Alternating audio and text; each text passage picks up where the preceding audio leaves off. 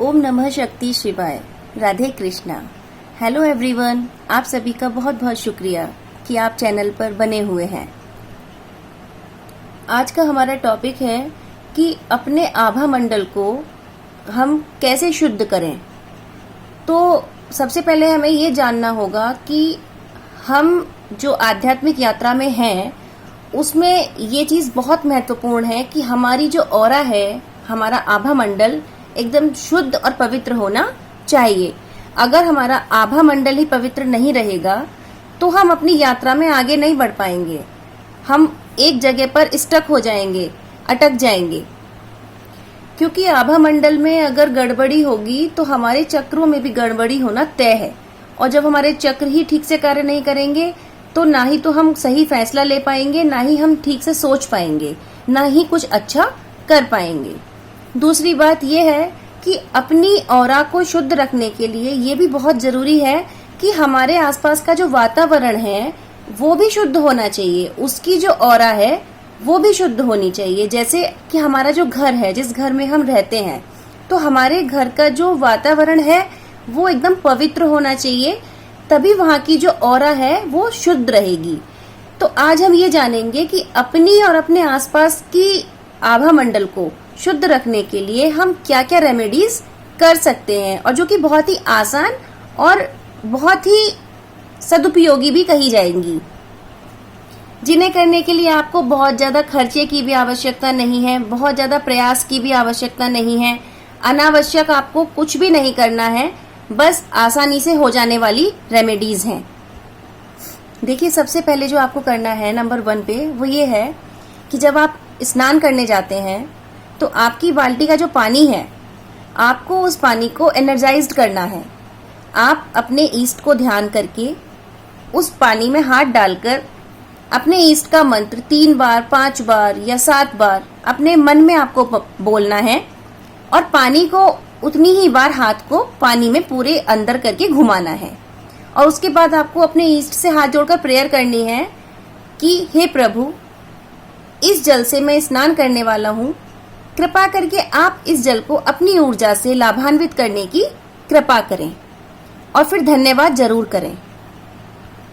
ऐसा करने से आपके ईस्ट की जो ऊर्जा है वो उसमें पानी के अंदर आ जाएगी। आपके ईस्ट उसमें ब्लेसिंग्स दे देंगे। इससे क्या होगा, ये कार्य आप नियमित कर सकते हैं। इस कार्य को आप नियमित कीजिएगा, आप देखेंगे कि आपको इससे बहुत रिलीफ मिलने लगेगा। अब आता है सेकंड पॉइंट। सेकंड पॉइंट है कि आप नहाने के अपने पानी में रॉक साल्ट, जो कि हिमालयन सॉल्ट होता है, उसको डाल करके नहाएं। लेकिन क्योंकि आप सिर से नहाएंगे, क्योंकि अपनी एनर्जी को जब हमें ठीक करना होता है तो हमें सिर से नहाना होता है, तो नमक के पानी से थोड़ा सा नुकसान तो हो ही जाता है बालों में। तो आप इस रेमेडीज को रोजाना ना करके हफ्ते में 2 बार कर लीजिए, और नमक के पानी से नहाने के बाद आप ऐसा कीजिए कि आप साफ पानी से भी बाद में नहा लीजिएगा। इससे भी आपकी जो आभा मंडल की जो नकारात्मकता है वो पूरी तरह से समाप्त हो जाएगी। नंबर 3 पे आता है कि आप कपूर जलाइएगा। तो आप 2 तरीके से जला सकते हैं। ये आपको शाम को जलाना है। आप जब पूजा कर रहे हो तो अपने मंदिर के सामने खड़े होकर अपने ईष्ट के सामने कपूर को आप किसी दीपक या दिए में रख करके प्रज्वलित कर दीजिएगा। और हो सके तो उसके बाद उसी कपूर को आप पूरे घर में घुमा दीजिएगा। इतना कपूर लीजिएगा, लगभग 1 टिक्की या 2 टिक्की जो आती है मार्केट में, कि आपका पूरा घर उसमें हो जाए। एक बार आप पूरे घर में राउंड उस कपूर से लगा दीजिएगा, क्योंकि कपूर का जो धुआं होता है वो निगेटिविटी को खत्म करने के लिए बहुत ही अच्छा माना जाता है। तो इससे भी आपके स्वयं के आभा मंडल की भी और आपके घर के आभा मंडल की भी जो नकारात्मकता है वो एक साथ दूर होनी शुरू हो जाएगी। और इस कार्य को भी आप करना चाहें तो नियमित कर सकते हैं, और अगर चाहे तो वीक में 2 और 3 डेज कर सकते हैं, जैसे भी आपको सुइटेबल हो। अब नेक्स्ट है कि आप अपने घर में सुगंधित इत्र या सुगंधित धूप बत्ती, अगरबत्ती या जो एयर फ्रेशनर होते हैं, इन चीजों का इस्तेमाल भी कीजिएगा। क्योंकि जितना सुगंधित आपके घर का वातावरण रहेगा उतना ही सुगंधित, उतना ही पवित्र वहां का आभा मंडल भी रहेगा। क्योंकि ये जितनी भी चीजें हैं, अगरबत्ती, धूप बत्ती, जो खुशबू वाली होती हैं और जो शुद्ध होती हैं, आप शुद्ध वाली लीजिएगा, जो हर्बल वाली होती हैं, उससे आभा मंडल के सारे नेगेटिव पार्टिकल्स जो हैं वो रिमूव हो जाते हैं और प्योरिटी आने लगती है। आप स्वयं के लिए भी इत्र जो है इस्तेमाल कर सकते हैं, अच्छे परफ्यूम्स, जो वैसे तो इत्र ज्यादा अच्छा होता है क्योंकि वो प्योर आते हैं, तो जब आप उन्हें इस्तेमाल करेंगे अपने लिए भी तो आपकी आभा मंडल भी अच्छी होने लगी। अब नेक्स्ट पॉइंट है कि आप अपने घर में जो पोंछा लगाते हैं वो नमक के पानी से लगाइएगा।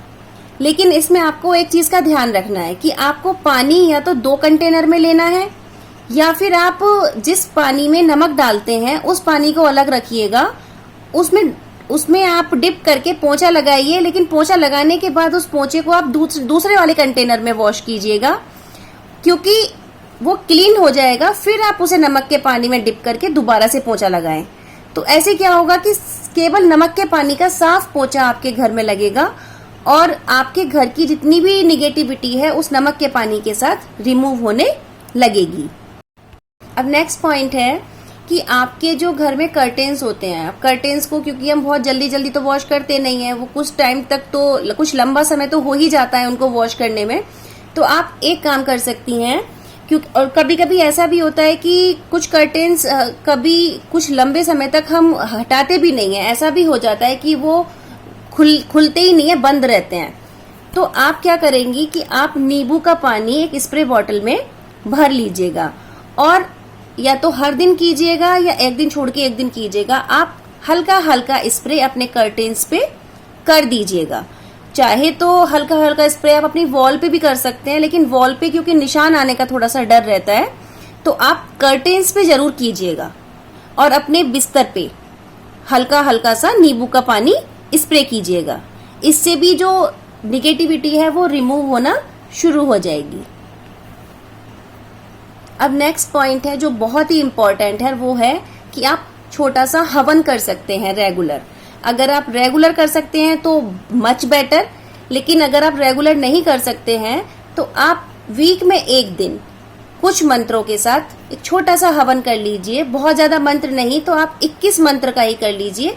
सामग्री की आहुति आप उस पर जरूर दीजिएगा, कपूर जरूर डालिएगा, लोबान जरूर मतलब गूगल जरूर डालिएगा और शुद्ध घी से आप अग्यारी कीजिएगा। उसको फिर आप अपने घर में पूजा करने के बाद अपने पूरे घर में उसका धुआं दीजिएगा।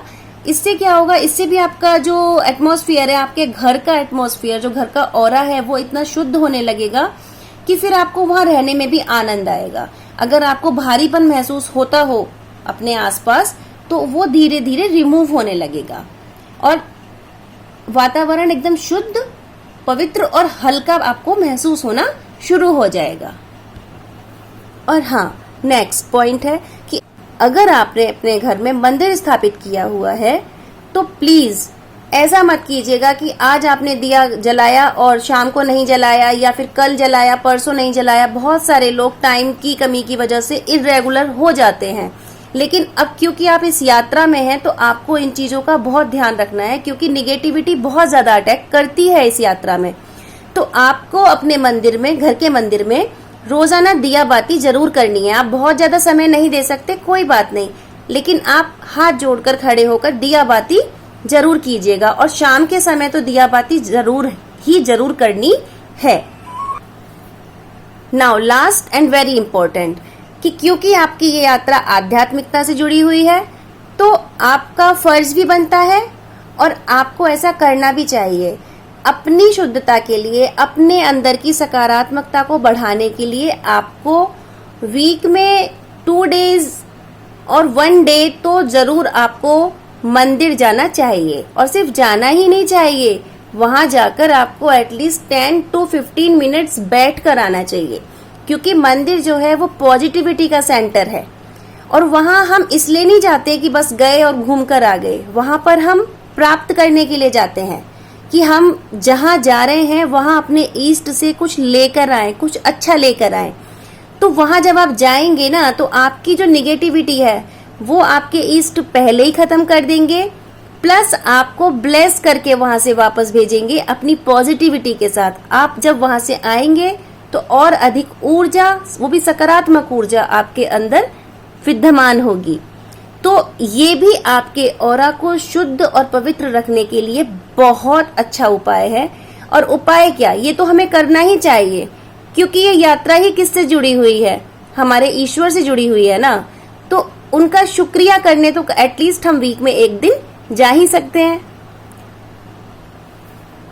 तो ये बहुत सारे पॉइंट्स मैंने आज आपको डिस्कस किए हैं कि आप इन सभी में से पूरे नहीं तो कुछ पॉइंट्स को अपनाकर भी अपने आभा मंडल को और अपने आसपास के आभा मंडल को एकदम से शुद्ध और आनंदित कर सकते हैं।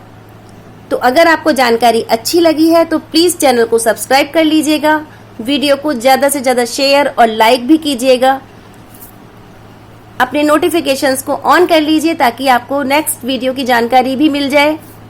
And thank you.